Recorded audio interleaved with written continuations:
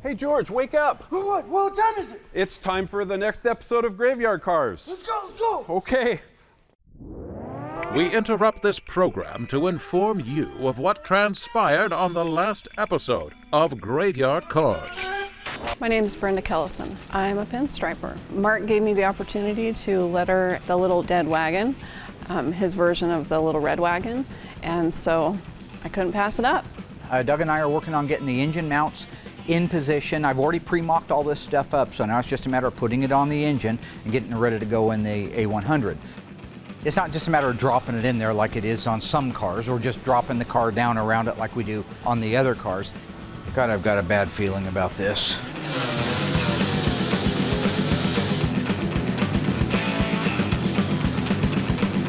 So the doors are all assembled. We got the locks, the handles, we've got the latch assemblies in, the new weather strips. With all that done, that really allows us to button up a good majority of that cab. This particular case, this is a true unibody. The frame rails are built into it like a unibody would have, but everything in it, the framework for the instrument panel and for the radio, the things that will bolt into it that'll make it a street functionable unit, they're actually welded into the body itself. So I can't take those out and put them in a sandblaster and blast them all up and make them pretty. Will had to do all that stuff in place. To be able to move forward with getting the rest of the interior in the truck, we've got to be able to put the back window in. It's going to be up to our team to get it installed. So with these back glasses, you don't have to urethane them in. They just really set into place, and the molding holds it into place. So therefore, we can just do it ourselves. Back glass is in, looks great. We had it tinted, so we can move on to the next step. The windshield installation, way past my pay grade. That's very, very precise work. This is a dual windshield with a split. So if you look at it, you got a right-hand windshield, left-hand windshield, and then you got a nose piece down the middle. Putting all that together and not breaking one of those pieces of glass with less than 4 days to have the car ready to go to Sema, not my idea of fun. So that's done. It looks absolutely gorgeous. That's a huge thing to have out of our way. Because with that out of our way, we really just have a few things left, and we can load that thing on the truck and head off to the show. So firing up the Mopar Performance Ray Barton 923 horsepower Hemi, I thought I'd have a little fun. Will, if it's going to leak, it's going to be out these back bowls right here. Okay. So you might see it better from this side. I don't know. Well, I don't want to, oh, this is dry. This is a dry run. Yeah. Okay, so just crank over, see what's happening.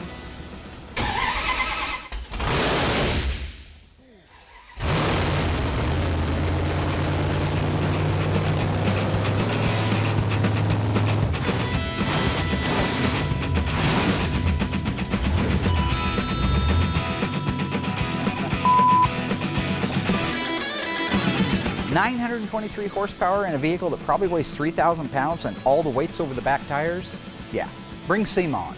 I am ready. I am ready for the red carpet, and I'm ready to set the world on fire. And you just make sure you get my insurance paid up. Accidents.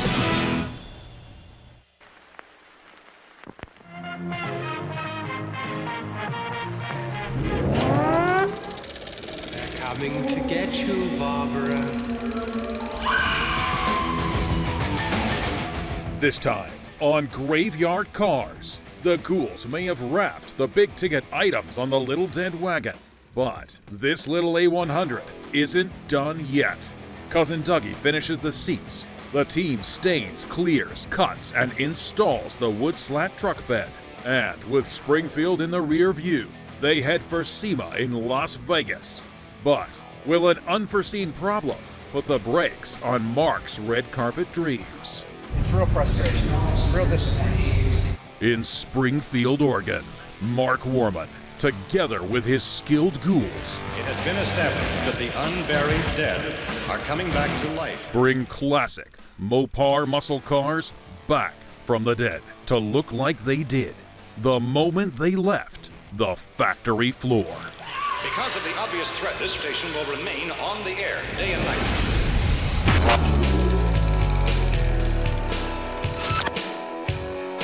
So we're getting ready to install the seats in the 1964 A100 little dead wagon. I like looking at the camera like that's kind of punches at home. Anyway, it's not the point. It's not all about me. These seats are customized. When it's all custom like this, I can anticipate some problems. My biggest fear will be that they set too high or they don't set right when they actually get bolted in. It is what it is. We got to get to Sema, so. One of the things I admire most about Doug is how he will take his time. When you take those seats, for example, that bolt doesn't thread in there by hand, he'll clean it up. He'll clean the bolt up, he'll run a thread chaser through it, run the tap in there, get those threads all cleaned up. He doesn't want to be in a situation, and most technicians are not this way. They'll just ram it in there with an impact gun. Doug takes his time, cleans it up, and makes sure that it's a sanitary install. So for all the crap that I give him about his weirdness and his mannequins and his strange brain, he's actually a phenomenal tech.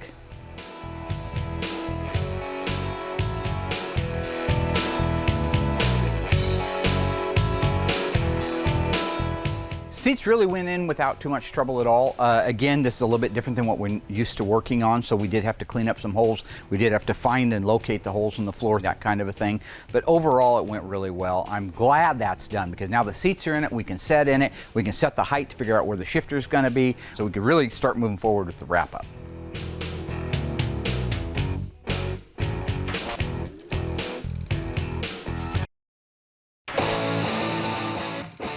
This 1970 Challenger RT features the 390 horsepower 446 pack engine. It's matched up with the legendary Hemi 4-speed transmission, and all of that power is handled out back by a 410 Dana rear end. This is a factory SC7 plumb crazy car, and it's all numbers matching. In 1970, the Dodge Challenger RT came standard with a 335 horsepower 383 Magnum. Now there were 3 other options available at that time. The first one was engine code E86, and that was a 440 Magnum single 4-barrel engine that produced 375 horsepower. The second option was engine code E87, and that was a 446 pack, and that's featured here. And of course, last but not least, the elephant, the 426 Hemi. That engine code is E74, and that produced a whopping 425 horsepower. This ultra rare Challenger is one of only 847 446 pack 4-speed 1970 Challengers made, and that makes this our Corpse of the Week.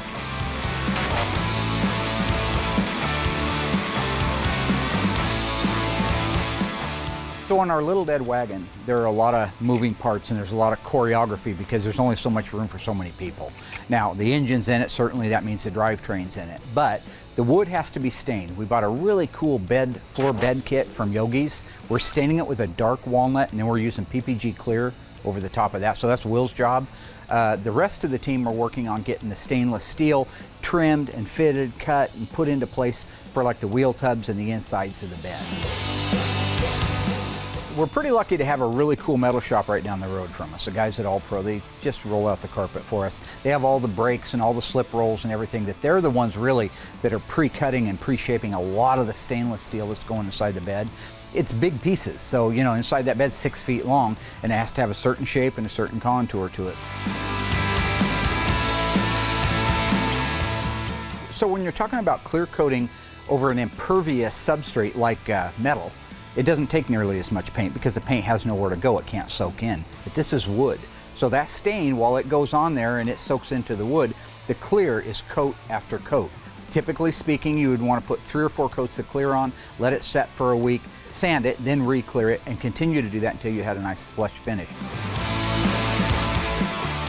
So the Little Dead Wagon has kind of been an ongoing change. And so from what I had envisioned originally to where it is even right now is different.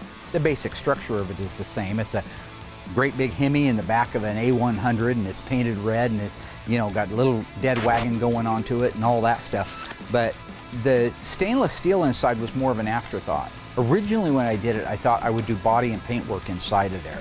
But as we started running out of time for Sema, and that date kept creeping forward, I thought, you know, the stainless would look pretty good, and it will. But it also saves me on my end a lot of time. The body and the paint that we'd have to do inside there would be an enormous amount of time. Frankly, we just didn't have that time.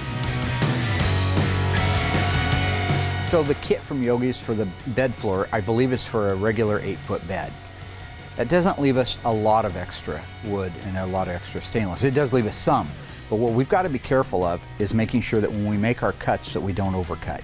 You can't put wood back on. You can keep taking it off, but you got to be careful when you make your measurement and you make your cut. Now, at the same time that you've got this specific piece of wood that needs to be, say, 54 inches long, maybe it only needs to be 4 inches wide, and originally it's a 6-inch wide piece. So then we have to do a radial cut or a lineal cut down. That's where guys like Royal come in, because he's done a lot of woodwork, and so is our new greenhorn. But when you're done, you've got to be able to stack this tongue and groove in together with the stainless steel separators. They also have to be precision cut. You cut too far, you can't put it back on there. With no time left for Sema, it's just a very crucial time, even though we're rushing, and normally you can make compromises in a rush. This stuff, you have to stop, take your time, not just double measure, triple, quadruple measure. You need to make sure it's right. I always measure wrong. You learn that these little hands are the best things you can do. I mean, you can take a tape measure to it, you can use a block of wood, you can take papers and roll them up, but the fact is, your fingers are pretty much the same on each hand, unless you're Dougie. God only knows what he's got. I can measure, I could take a 2x4 that's 4 foot long, get another one, stand it up next to it, make a mark on it and cut it, and it would be shorter. Why? Because I cut on the wrong side of the blade, Royal says. So that's why I'm not doing it.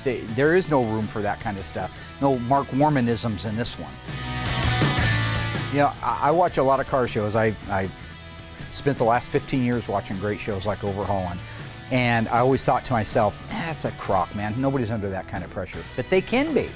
They're under that pressure. And in this situation where you got Sema just right around the corner, and we're just now starting to put a bed floor in, it's so important that we don't make any mistakes, because we can't next day out a whole nother kit that weighs 300 pounds, right? We have to take our time, but at the same time, one small mistake throws the whole game over. What are you gonna put on the floor? Some carpet? And throw some shag carpet in there, call it a 70s unit?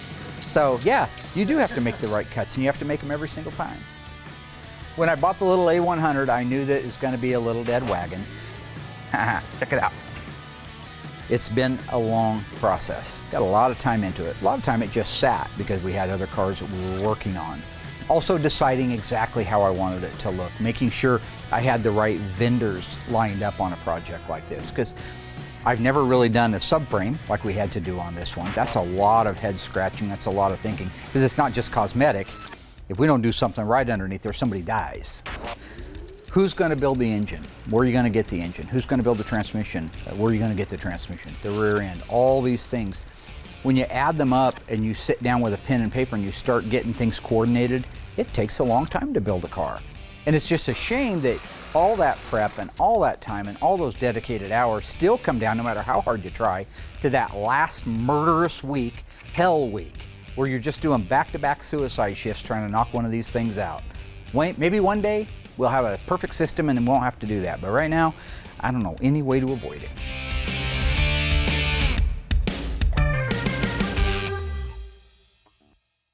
The 1970 Challenger RT was certainly born with the intention of going fast and looking cool. What high-performance engine in the Dodge lineup for 1970 was not available in the Challenger RT model? Was it the 383 Magnum, the high-performance 344 barrel, the 426 Hemi, or none of the above? Do you think you know the answer? Stay tuned after the break and I'll let you know how you did.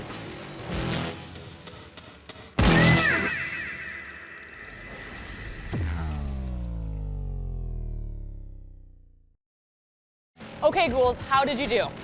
What high-performance engine was never available in the 1970 Challenger RT model?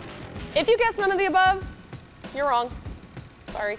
The 383 Magnum, as we learned in our Corpse of the Week, came standard in the Challenger RT. The 440 Magnum and the 446 pack were optional, as was the legendary 426 Hemi. However, the high-performance 340 small block engine was never available in the RT model. The only way you could get that high-winding little powerhouse was in a base model Challenger with the A66 option package. In fact, this package pretty much gave you all the good stuff that the RT had, but without the special price class designation of the RT.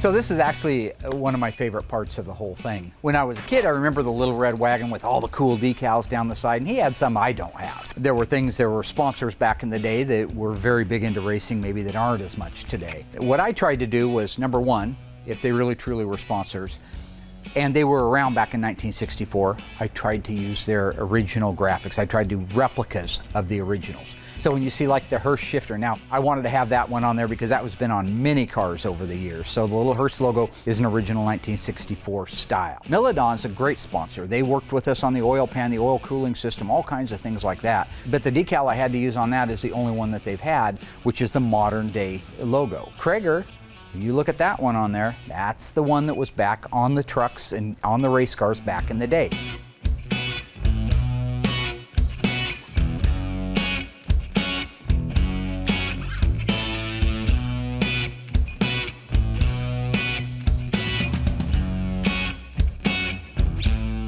This, to me, I look at it with the logos, with the lettering, everything, the wheels, the tires, the stance, the engine. I am looking at the model that I built when I was a little kid in my bedroom on 14th Street when I was about 8 years old.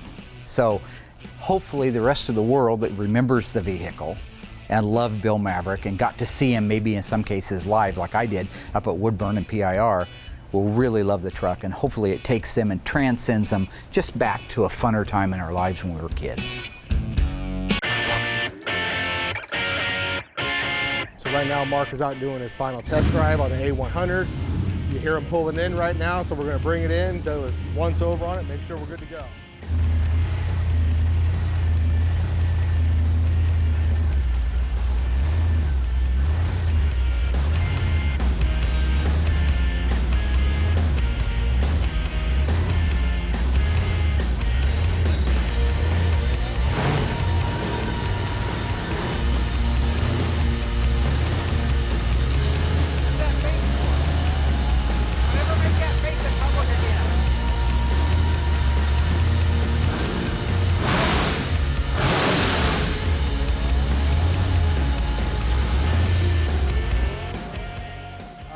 That's a bad boy, bad boy. What you gonna do? What you gonna do when it comes for you? What do you think? How to run. Good. Took it around the parking lot, couldn't steer it, front end was in the air. So it's ready to go. It's ready to go. What do you think? It came out great. This thing is absolutely beautiful. It came out just like I wanted it to. It has so much of the spirit of the original one that I grew up watching. Everything I wanted from the beginning, from the time I first thought about it, first had the idea at Sema a couple of years ago. No, I don't think so. Yeah. No. This was my idea for us to build this. Well, Lonnie freaking dog! Was it my idea? I did not know that. When we got back from the SEMA the year before, said, hey boss, this is what we got to do. Horrible idea. Literally horrible. Wanted no part of it. You knew it was my idea. No, I don't even remember you saying it. You keep saying you did, but I don't believe you did. I thought it was a joke. Like, he truly forgot. I have a delayed learning response. 6 months? Yeah, 6 months, yeah. This thing's awesome. The car came out great. We got it ready for SEMA. And it's ready for the red carpet. Absolutely gorgeous. Ray Barton builds the nastiest engine on the planet today. It has 923 horsepower on pump gas. And it fired right out. Yep. 871 blower shop blower, dual Holley carburetors. Just beautiful. No, Yep. Has a good feel to it. Got our Yogi Bear floor in there. Absolutely beautiful. I mean, is there anything you'd do differently? Not a thing. And look at the lettering Brenda did on that. I mean, just a local talent to capture the spirit of what I wanted, which was, I wanted it to look like the lettering and look the cartoony kind of a feel to it. It wasn't until she started putting the shadows on it that it really started to pop. No, this has that old school feel to it. Hoosier, Excel, Eat My Shift transmission guys. Johnny Lightning. Johnny Lightning was the original sponsor of the little red wagon. Oh, was it? Yep. We were going, and I didn't tell you this. This is the cool stuff. Notice my pistol grip shifter. Yeah. My crushed velvet tuck and roll interior. Oh, that was spawned from my brain. No, it wasn't. The steering wheel was cool. Mom used to say I had a fertile mind. You probably did at one point. No, I still have a fertile mind. There's nothing wrong with my mind. You just said you were delayed. You know what I did is I did that for you because I feel sorry for you. You just realized you come up with lies, and then I just tried to get you a back door out of it. You remember the red carpet last year with the Superbird? Actually, no. Oh, you weren't there? You didn't let us go. It's a shame. Yeah.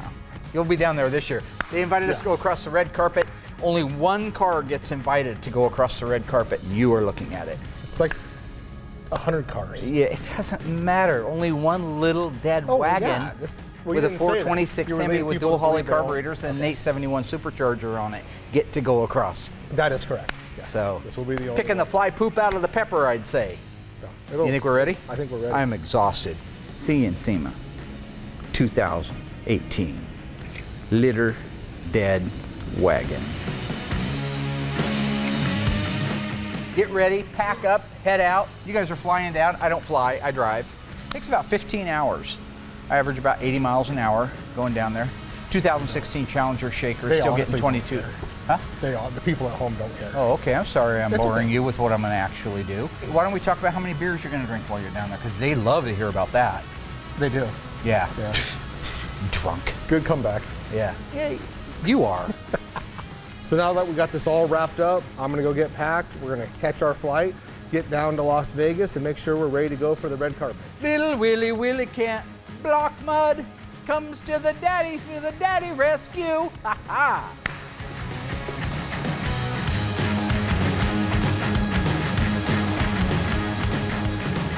He's ridiculous.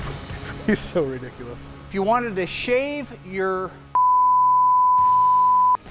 you could do it on the side of that vehicle. That's the So kind you of can't even reflection. use that on TV. course Shaving you your on the truck. There's nothing wrong with that. I'm pretty sure. Okay, well, we'll see in the final edit if makes it. Punchy been painting fumes too many years. It's 1978. You are about to start your senior year in high school. You worked all summer at the sawmill and you earned $800. Now, you're not Dougie, so your parents aren't going to co-sign for a more expensive car. You've got $800. A lot of beautiful Mopars in the world. You're at the coolest car lot in town. Obviously, you can't buy the Cuda, too much money. What you can buy is either the 1971 Dodge Demon 340 automatic transmission or the 1974 Cuda with a 360 and a 4-speed. Which car do you take home so you can go cruising on Friday night? Your opinion matters. Please go to graveyardcars.com and cast your vote. We will announce live on Facebook next week what you chose to drive. And as always, thanks for playing.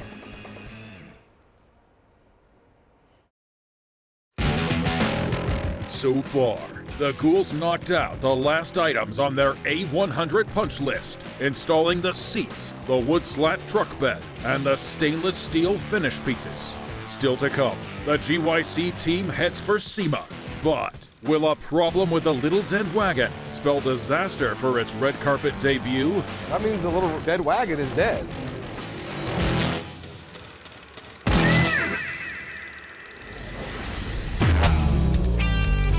So I've got some side markers out in front of me. These are all off of a 1970 Dodge Challenger. It happens to be the ones on this side are all original ones. The ones over here are the brand new Classic Industries ones. I wanted to point out that even when you have a really good condition original side marker, it isn't usually perfect enough to go into a car that's just had beautiful body and paint work on it. So the question is, do I send this out and do I have it re-chromed, or do I pick up the phone and call Classic and just have them send me a brand new one? So we're going to talk about how to make that decision. Now this is a rear side marker.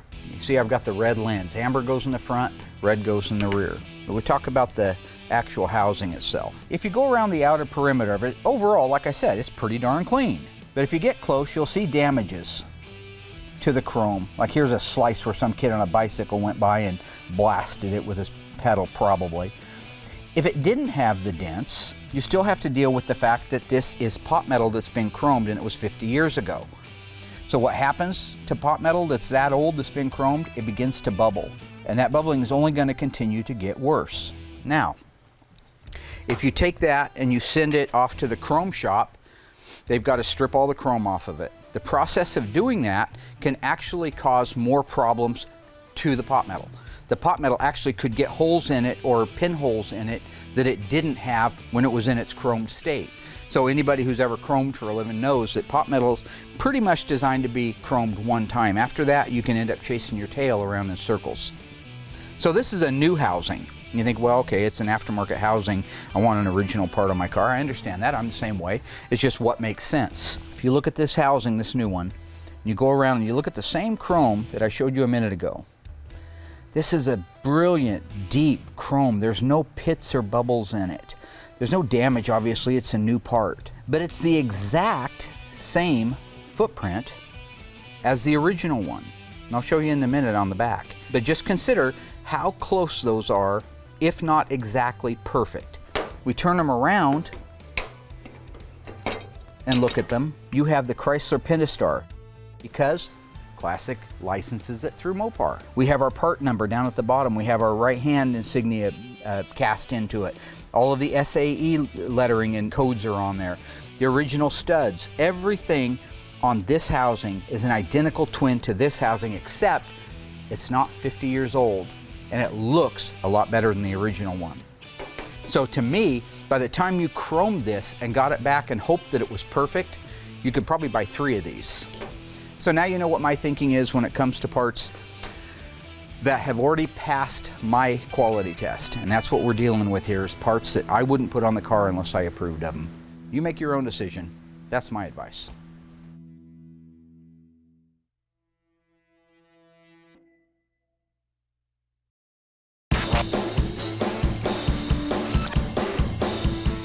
Right now we're down at the Las Vegas Sema show, Sema 2018. I drove down from Springfield, Oregon. Took me about 14 hours. Mopar invited us back to their booth again. It's an honor. It always is an honor because, let's face it, I mean, that's the big guy, right? And so for us to be part of the adopted family is pretty cool. This year, I told them I was building a little dead wagon with the 2nd generation 426 Hemi in it, and they wanted to put it in their booth. So we're down here setting that up. The red carpet's pretty cool. They take some of the really cool, popular cars and kind of roll them across the stage before they head inside to get set up for their display. So Justin and I came down a day early, kind of go over the A100, make sure it was running, driving, ready to go.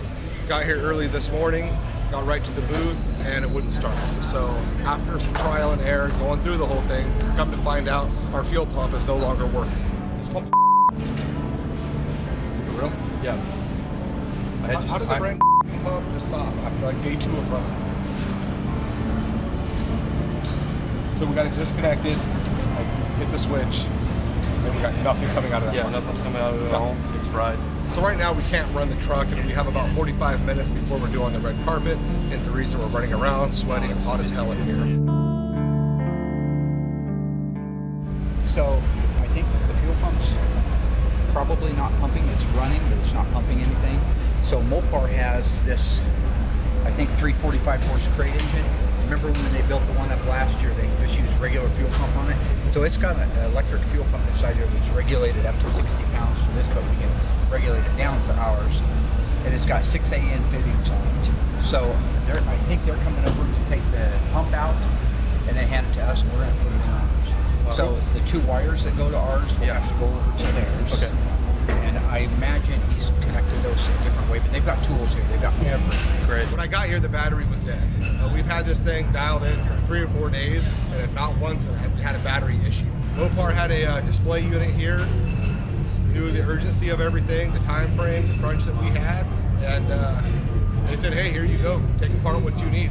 And that was pretty rock star right there on their part. So whatever we're going to need to be able to get that in, we've got to do it quick if we're going to make it to the red carpet. Yeah. And I think what it's going to do is we're going to draw off of just one tank right now, just to get over there and back, and leave the other one connected so it doesn't bleed out. That's what I'm hoping. That's the goal, to see what we can do. We're actually taking one of their engines and it's complete, and they're letting us take the fuel pump off of it right now so we can put it on our truck for tonight's event. Right now we have 30 minutes to get this off and get it installed. It's going to be a long shot, but Justin's working on it right now, so I think there is a chance we can get it done. I have a suspicion that whoever moved it into the Mopar booth last night left the fuel pump on, because there's nothing that says fuel pump or off or on, so it'd be easy to leave it on. Because this morning when Will got here, the battery was completely dead. It's a brand new 127 battery. The switch was off, but I think somebody came around and realized what they had done later. So I think that pump running all night without a shutoff valve on it took the pump. It is a different fuel pump, but it's still the same style. 2 wires it runs, nothing fancy. It's just a matter of, we didn't come down here with a ton of tools. I just kind of put what I thought we might need in my little Disneyland backpack, and we're trying to muscle through it right now.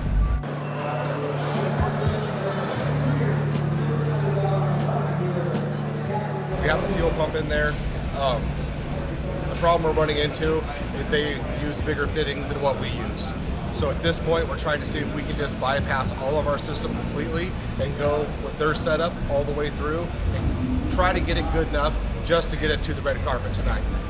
It is 1:45, we have 15 minutes, It's just been one problem after another. We've always been able to overcome everything over the past couple months. That means the little dead wagon is dead. We just found out that we're not going to be able to get this truck running and on stage for the red carpet event. So instead, we're getting ready to raise it up in the air, put it on the stand so it can be up on display. Everybody will enjoy it. It's just kind of disappointing that we couldn't get to the actual red carpet event. I guess we clean up our mess, get the forklift, because we still need to get this thing jacked up and done. Yep, we'll talk tomorrow. All right. It's real frustrating, real disappointing. So at this point, we're basically just kind of buttoning it back up. We're going to get it lifted 4 feet up in the air, and then we're going to go out and have a drink.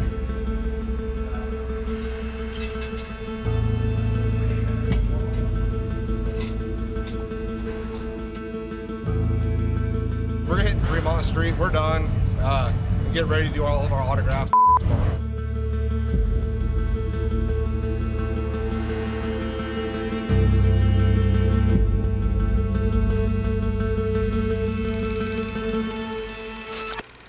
We've learned that Dodge made several high-performance engine options in the 1970 Challenger. True or false? Only 974 Dodge Challengers equipped with a 446-pack engine and a 4-speed transmission were produced in 1970. If you think you know the answer, stay tuned after the break and I'll let you know how you did.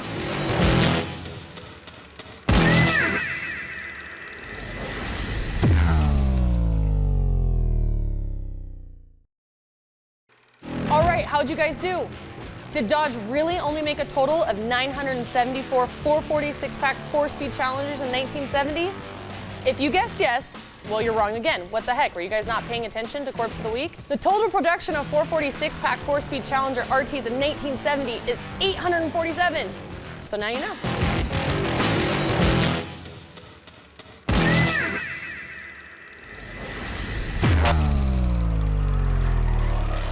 There's two things that I have to do at Sema. Number one is keep the tradition of starting at 426, and we did that. Number two is to always make sure we bring a big announcement, and trust me, I have one. And speaking of concepts, I know that you know that there is something special under this cover over here. I don't know what kind of car is under the cover on the stage, but I'm anxious to find out. All right, ladies and gentlemen, the 1968 Dodge Supercharger Concept. The Concept Supercharger is a good-looking car. Now, they just wanted you to see what a Concept Charger could look like should they do something like that down the road. Honestly, I think this car is awesome. It's bringing the old school and the new school together, which for my generation is going to make us fall in love with Mopar all over again. A lot of cool things to it. Love the color. A lot of modifications that were really cool. Overall, it's gorgeous. I like it. I'm sure Mark loves it too. I think they'd be missing the boat if they didn't build something close to that. They did it with the Challenger, proved it can be done, took old world influence, put it into a new generation car that met all of the safety regulations and EPA and all that. They can do it again. They can do it with a Charger. That sucks that this is a car that's not going to go into production and that it's only a concept car. Can we start a GoFund page or something? Get 1,000 signatures, we can make it. Mopar's great at everything they do. One really cool thing was the way they ran their exhaust through the taillights. That's just that next level that you don't really think about. That's just thinking outside the box when you're doing a creative build like that. I thought it was executed really nice. You know, I wasn't here back in the 70s, so it's a big catch-up game. My generation liked a lot of the modifications, kind of making their cars their own. So seeing the two worlds come together is pretty awesome. I have to put a firewall in my brain and just say, there's old world original, that's my heart and that's my passion, but you got to open the door to new ideas. So the Supercharger is a very modified, well done, but very modified Charger that I wouldn't probably invest the time into doing for myself, so it's not really my cup of tea. But I think the world loves it. I think the world would buy them like hotcakes if they came out. I think it's super cool. It's different than anything else they have on the streets, and I think that would be awesome if they put it into production. A little too extreme for my taste on certain things, but it's still a beautiful car, and they should be really proud of what they built. I don't know exactly, but it's my hunch that in the next few years we could see something like that. And if they made it in burnt orange, I'd order the first one off the assembly line.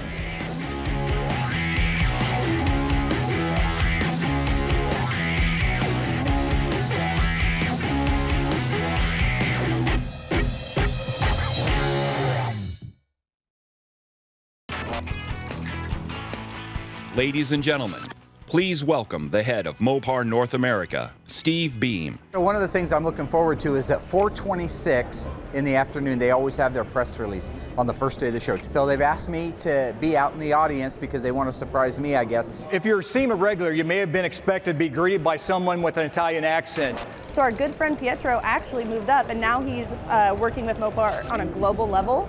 So now we have a new guy named Steve we're getting to work with. So I think it's time for me to address the elephant in the room. All right, I think it is. You know, this year's super, super exciting. They have a surprise for Mark. We don't know what it's going to be. So over the last few years, Mopar has been excited with words like horsepower, Hemi crate engines, Hell crate. Mopar has a big surprise. Hasn't told us, hasn't told Mark. So I'm kind of anxious to see what it is. We're always looking for that extra ounce of performance. And the good news is, we found it. So I know that my dad has no idea what the surprise is going to be for Mopar because he's going around to everybody and trying to get information from them. And you may have seen our teasers, by the way, on social media. And as you watched, you knew something big was coming. Well, the wait is over. The fact that they kept me out of it, I know it's a big release. All right, introducing another first for Mopar. Plug and play, 1,000 horsepower, Mopar 426 supercharged elephant crate Hemi engine. I had no idea that they were about to unveil the most incredible crate engine in the history of the world. That's right, this Mopar elephant crate Hemi engine delivers a staggering 1,000 horsepower along with 950 pound-feet of torque. This elephant is a beast. 1,000 horsepower, 4-digit horsepower in a crate with a controller running on 93 octane pump gas. Back in the day, it cost you $25,000 to build a motor with that much horsepower, and you couldn't run it on pump gas. Chevy and Ford can say whatever they want. The game is over. Who got the checkered flag? Mopar.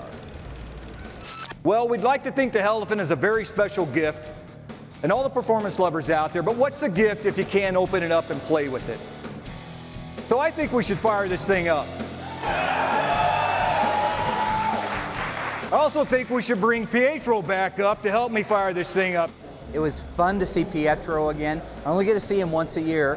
That guy is all over the globe, non-stop, in a plane constantly. So excited to be here once here again. And by the way, Steve, there is a good friend of Mopar here at Sema. He has been my partner in crime for a couple of years, and he is a true Mopar enthusiast. I mean, we have a little discussion about who invented Mopar or no car, but I think I will take Mark was on stage with us. Come on up, Mark. Where are you at? There he is. Mopar or no car. Yeah. Mopar or no car. So they did bring me up on stage. I'm up there with the global president of Mopar and the U.S. president of Mopar, and here's little old Mark Warman. Oh, that's crazy.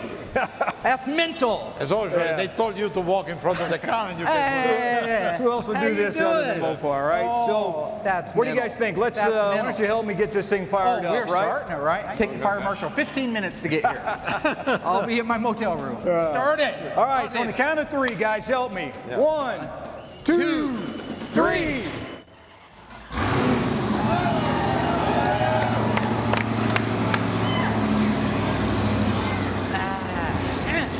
Now the fire marshal is gonna come. There you go. Listen to that. Listen to that. Come on, now give it a round.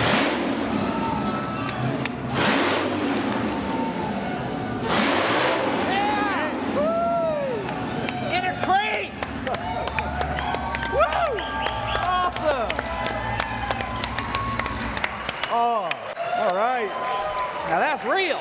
Yeah, that sounds music to my ears. Oh, it's unbelievable. That's beautiful. That's Mopar style. That is what Mopar's done ever since it started. They're amazing how they keep secrets here from you. I don't know how that many people can keep a secret. Hey, and Mark, since you're a good friend of Mopar and a good friend of Pietro, I'm going to consider you a friend of mine. And by the way, that engine's yours. You can use it in one of your project cars coming up. How about that? Are you serious? I'm serious. I've never seen him speechless but about twice, and I think that was the second time.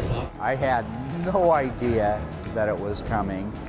And if you're at home, you go, it's an engine. I get that. It isn't that. It isn't it's the first engine. It's that Mark Warman was recognized for something that he's so passionate about. Wow! Serious? Yeah, seriously, it's yours. Well, okay. So let's get off the stage for the farm. I can take it now? Yeah, if you can carry it on your back, you can take it. At the end of the show. That's crazy. That's serious? You Thank deserve you. it. Yeah. You deserve it. I didn't know. That's cool. So anyway, everyone, please help us celebrate the Elephant's 1,000 horsepower. It's a long way to get here. And so to be here and recognized by the leader in cool performance, Mopar, somebody you spent your life dedicated to fixing and repairing and promoting, doesn't get a lot better. So, as always, it's Mopar or no car. Thanks, everyone. He was pretty excited. Thank you, everybody, for coming out. That's... Oh, man. I did not know I was getting that.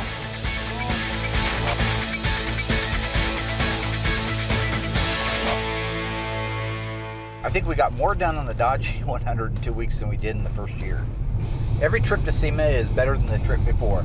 It's disappointing that we didn't get to go across the red carpet. You wouldn't know because you didn't want to go down there. Dougie took his vacation while I went down to Sema. While the cat's away, the rooster will play.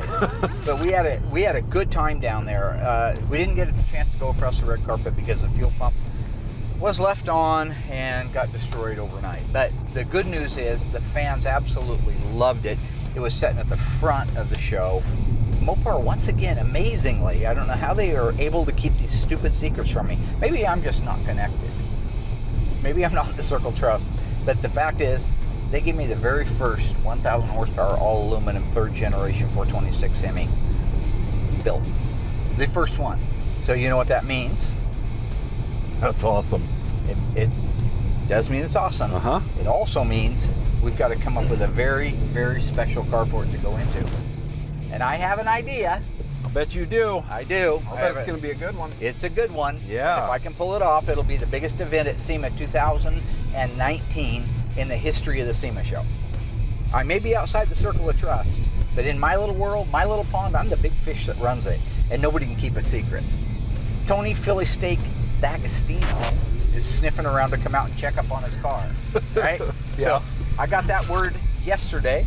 I told the camera guys to make sure they put their great big wide lenses on. Cameras, we don't want to miss any, right? Told them the big ragu is coming. Remember the big ragu? Uh-huh. Yeah, that was for Laverta Shirley. The big ragu is on his way. I'm not saying he's fat, all right? But his high school graduation picture, it was an aerial photograph. Yeah? Maybe we can do lunch. Yeah. Philly steak sandwiches? Yeah, that'd be good. Why don't you guys go to lunch? And if I'm out there in 5 minutes, you start without me. Okay. Yeah.